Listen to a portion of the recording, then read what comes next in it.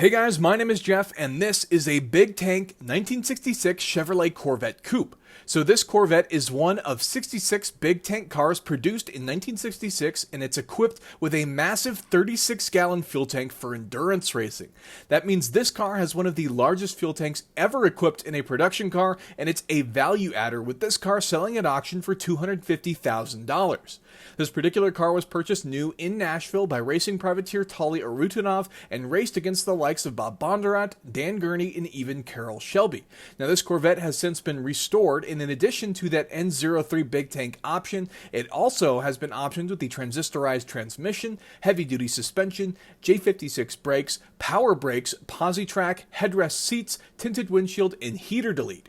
Now, power comes from the L72 427 cubic inch V8, rated at 425 horsepower and 460 pound-feet of torque, and paired with a 4-speed manual transmission and posi-traction, sending power to the rear wheels.